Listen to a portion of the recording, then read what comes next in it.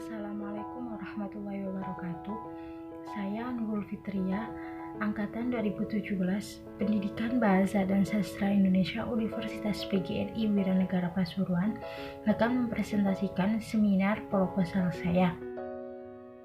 Sebelumnya saya ucapkan kepada Ibu Badria Wulandari, SPDMA, selaku dosen pembimbing mata kuliah seminar. Di sini saya akan menjelaskan tentang analisis struktur fungsi dan nilai budaya dalam legenda masyarakat Putri Jawi dan juga Candi Jawi di Desa Candiwates, Kecamatan Priken, Kabupaten Pasuruan, kajian folklor. Untuk latar belakangnya, salah satu bentuk cerita rakyat adalah legenda.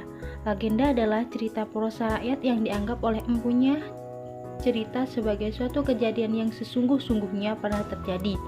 Ini diungkapkan oleh Dana Jaja 2007 halaman 5. Perbedaan antara legenda dengan mitos yaitu yang pertama, jika legenda tokoh yang ada dalam cerita adalah manusia dan terkadang ada disertai makhluk gaib, sedangkan tokoh dan mitos adalah dewa dan makhluk setengah dewa sehingga cerita tersebut dianggap suci. Yang kedua, waktu terjadi yang ada dalam legenda tidak terlalu lampau sehingga waktu dan tempat masih dianggap logis. Sedangkan waktu terjadi cerita dalam mitos pada masa lampau dan terjadi di dunia lain. Dalam legenda disusun menggunakan berbagai unsur cerita. Unsur-unsur pembentuk cerita berhubungan sehingga membentuk kesatuan cerita. Hubungan antar unsur tersebut disebut struktur.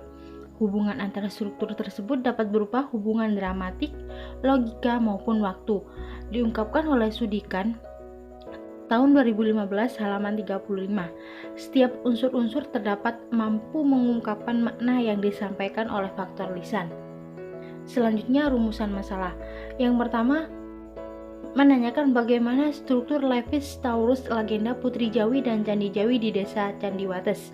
Yang kedua, apa saja fungsi legenda Putri Jawi dan Candi Jawi di Desa Candiwates. Dan yang terakhir, bagaimana nilai budaya legenda Putri Jawi dan Candi Jawi di Desa Candiwates tersebut.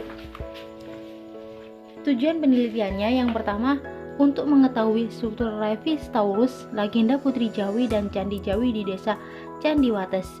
Yang kedua, untuk mengetahui fungsi legenda Putri Jawi dan juga Candi Jawi di Desa Candiwates.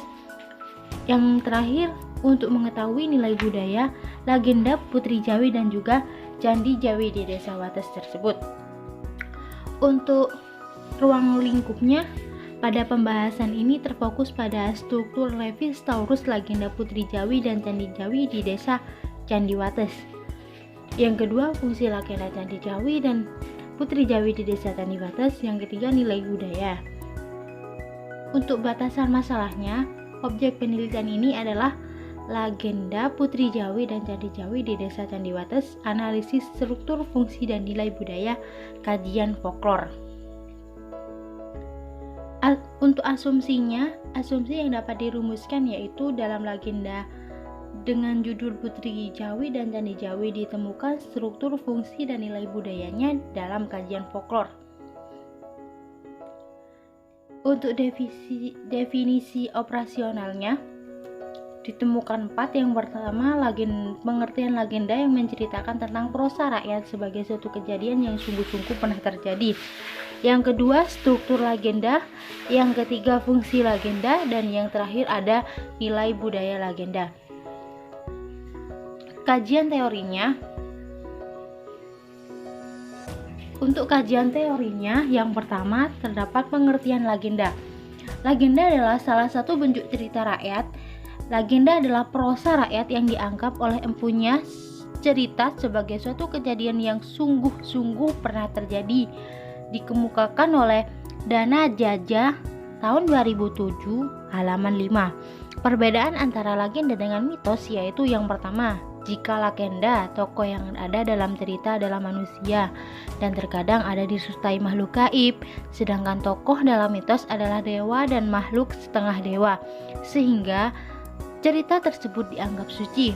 Yang kedua, Waktu yang terjadi ada dalam legenda tidak terlalu lampau, sehingga waktu dan tempat masih dianggap logis, sedangkan waktu terjadi cerita dalam mitos pada masa lampau dan terjadi di dunia lain.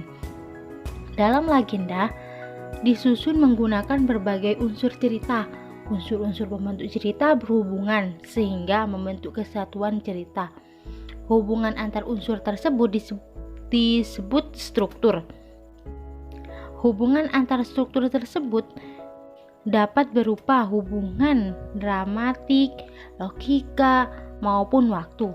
Hal tersebut dikemukakan oleh Sudikan pada tahun 2015 halaman 35.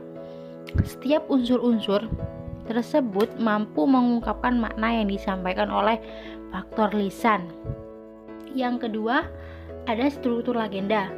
Levi-Strauss menggunakan istilah miteme untuk satuan operasionalnya. Menurut Levi-Strauss, terdapat 4 tataran yang ada dalam sebuah faktor lisan, yaitu ada tataran geografis, ada tataran temonik, ada tataran sosiologis, dan yang terakhir ada tataran kosmologis.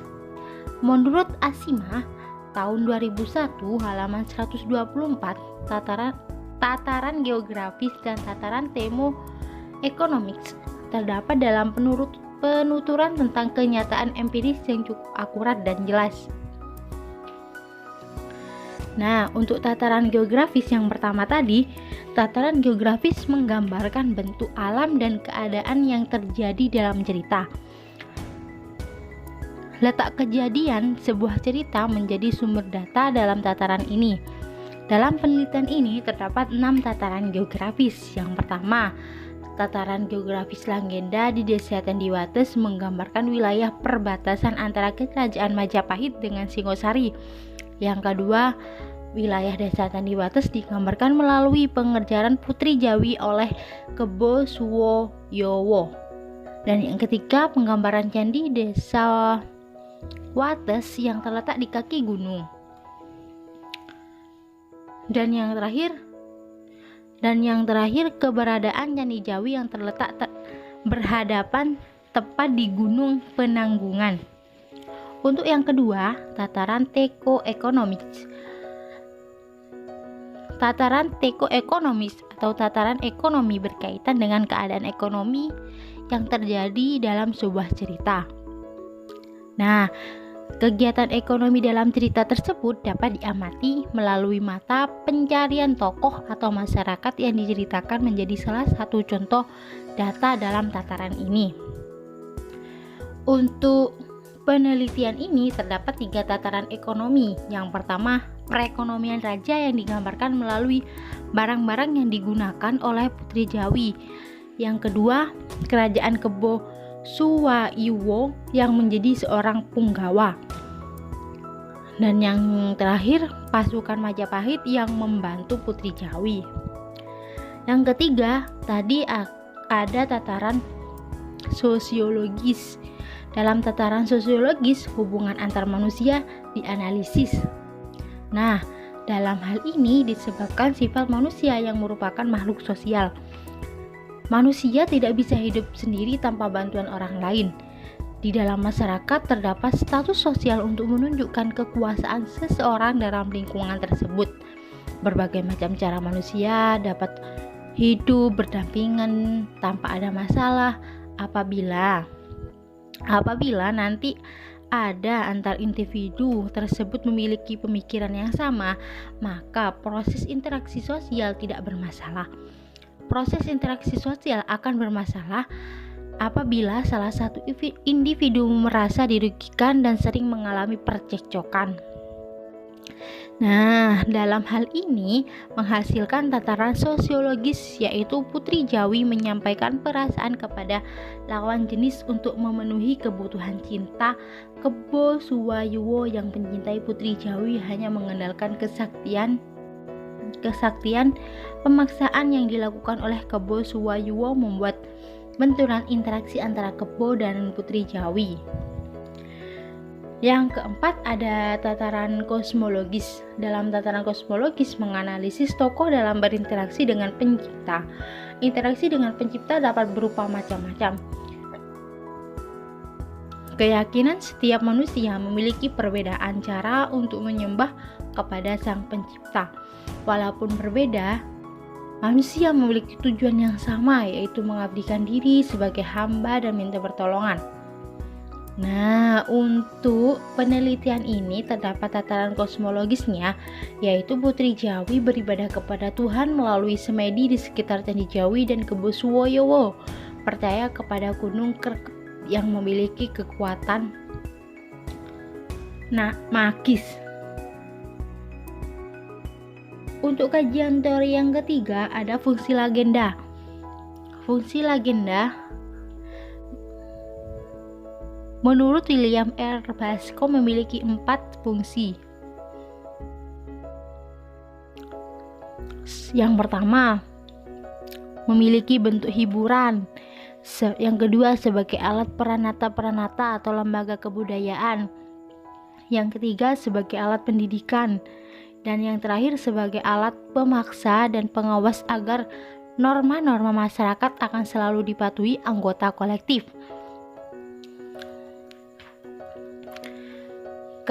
Untuk kajian teori yang terakhir ada nilai budaya legenda. Nah, pada nilai budaya legenda ini, menurut Amir, nilai berhubungan dengan 3 hal manusia sebagai individu. Yang pertama, manusia sebagai individu. Yang kedua, manusia sebagai makhluk sosial. Dan yang terakhir, manusia sebagai hamba Tuhan yang Maha Esa. Metode penelitiannya, penelitian ini menggunakan metode kualitatif. Metode kualitatif memberikan perhatian terhadap data alamiah, data yang berhubungan dengan konteks keberadaan gejala sosial yang relevan. Data tertulis merupakan hasil dari metode kualitatif. Peneliti dengan subjek berinteraksi secara langsung untuk mendapatkan data yang diinginkan. Peneliti ini merupakan jenis penelitian yang bersifat kualitatif deskriptif. Dalam penelitian ini dapat dikumpulkan, kemudian dideskripsikan makna dari data tersebut. Untuk objek penelitiannya, objek penelitian dalam penelitian ini yaitu berupa legenda Putri Jawi dan Candi Jawi. Lokasi penelitian terletak di Desa Candiwates, Kecamatan Prigen, Kabupaten Pasuruan. Informan dibutuhkan untuk membantu menyelesaikan rumusan-rumusan masalah yang telah disusun sumber informasi penelitian, yaitu informasi melalui wawancara dan observasi. Dalam penelitian ini terdapat 5 informan, yang diantaranya ada Waras Tompo Mulyo, merupakan leluhur Dusun Jawi yang mengetahui tentang cerita yang ada di Dusun Jawi beserta kesenian yang ada. Selanjutnya ada data dan sumber data penelitian. Yang pertama, data penelitian. Subroto, data merupakan bahan yang sesuai untuk memberi jawaban terhadap masalah yang dikaji dalam penelitian ini. Data yang digunakan adalah informasi melalui wawancara dan observasi. Selanjutnya, sumber data penelitian. Nah, untuk sumber data penelitian ini menurut Al-Ma'ruf, sumber data yang digunakan yaitu terdapat sumber data pokok primer dan sumber data pokok sekunder. Untuk data yang primer mengandung hal sastra yang diteliti. Untuk data sekundernya, data yang diperoleh dari hasil penelitian atau telaah yang dilakukan oleh orang lain yang terdapat dalam berbagai pustaka seperti majalah, buku kritik, makalah artikel pada jurnal sastra, hal seminar sastra, dan lain sebagainya. Selanjutnya, prosedur penelitian. Untuk prosedur penelitian ini terdapat 3 tahap. Yang pertama, tahap persiapan. Yang kedua, tahap pelaksanaan. Yang ketiga, tahap penyelesaian.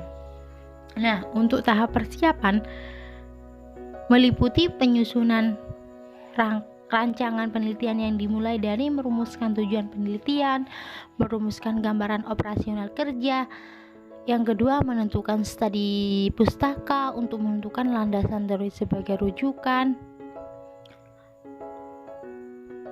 Yang kedua, tahap pelaksanaan. Tahap pelaksanaan dilakukan dengan beberapa tahapan meliputi pengumpulan data, yaitu mengumpulkan data berupa catatan hasil wawancara yang mengandung unsur struktur, fungsi, dan nilai budaya. Yang kedua, menginterpretasi data secara kualitatif deskriptif. Yang ketiga, ada tahap penyelesaian. Tahap penyelesaian ini merupakan tahap akhir setelah penelitian selesai dilaksanakan. Selanjutnya, teknik penelitian. Teknik penelitian adalah cara yang digunakan untuk kepentingan tertentu dalam penelitian. Penelitian yang berjudul analisis struktur, fungsi, dan nilai budaya legenda masyarakat Putri Jawi dan Candi Jawi di Candi Wates, kajian folklor. Selanjutnya ada teknik pengumpulan data. Teknik pengumpulan data yang digunakan dalam penelitian ini antara lain menggunakan teknik pengamatan, teknik wawancara, teknik perekaman, teknik pencatatan, teknik pengalihan wacana, teknik pengalihan wacana lisan ke tulis, dan teknik penerjemahan wacana lisan. Penelitian ini menggunakan teknik analisis data berjenis deskriptif. Teknik analisis data deskriptif merupakan teknik analisis yang mendeskripsikan data-data kemudian dianalisis dan ditafsirkan sesuai rumusan masalah. Selanjutnya ada teknik analisis data. Setelah data terkumpul, selanjutnya adalah penganalisisan data menggunakan metode analisis deskriptif. Dalam penganalisisan ini, peneliti menggunakan beberapa tahapan, yaitu yang pertama, mengidentifikasi data, yang kedua, mendeskripsikan data, yang ketiga, menginterpretasikan data. Setelah semua tahapan dilaksanakan, barulah kemudian dilakukan penarikan kesimpulan hasil penelitian. Untuk yang terakhir ada pengecekan dan keabsahan data.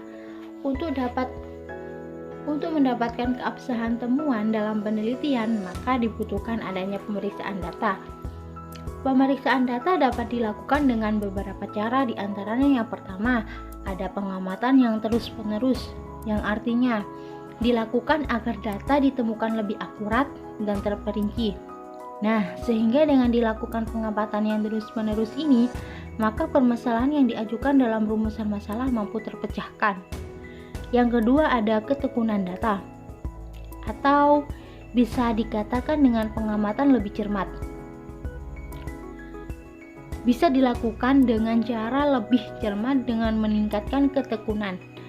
Maka peneliti dapat melakukan pengecekan kembali terhadap data yang mengandung unsur struktur, fungsi, dan nilai budaya kajian folklor, sehingga peneliti juga dapat memberikan dan juga mendeskripsikan data yang lebih akurat dan sistematis tentang data yang diamati, dan juga peneliti akan mampu meningkatkan kualitas data.